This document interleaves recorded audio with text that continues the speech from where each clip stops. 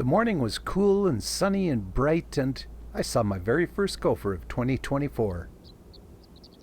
And these coyotes saw it too, but they didn't care to be stared at, so they took off. I'm sure that didn't upset the gopher whatsoever. I was headed east expecting a clear but kind of cool day, and that's what I was getting. I found these horned larks all over the place.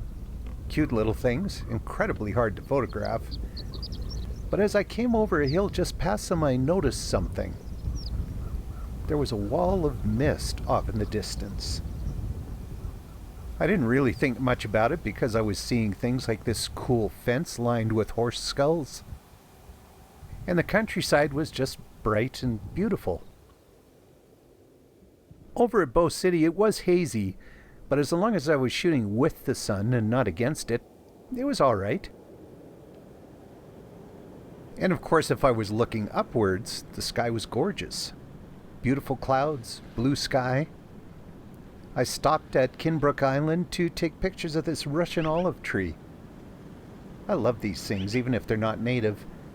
And I saw something dark up in the branches. Turned out to be, in case you haven't guessed, a porcupine.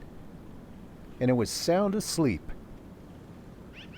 I spent the better part of 10 minutes taking pictures of it, and it never once opened its eyes. But though it may not look like it, it was still pretty hazy, so I just kept driving, hoping I'd get out of it. So by the time I found these gophers, I'd already driven 275 kilometers. But it was kind of worth it. I love these little guys. It's so nice to see them back above ground.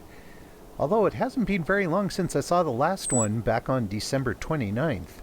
I think that's the shortest time ever between gophers for me.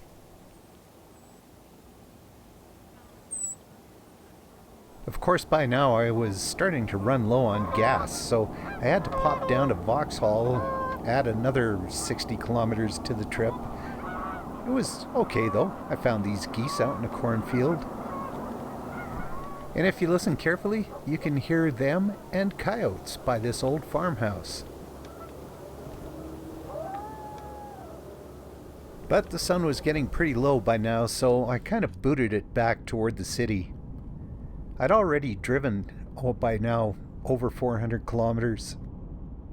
But I did slow down for the south end of McGregor Lake because that open water just looked so nice. And then, of course, the sun popped out from under the clouds and, well, no more blue haze. But also, not much left of the day. I'd already driven over 500 kilometers and I was still 100 kilometers from home. So did I go too far?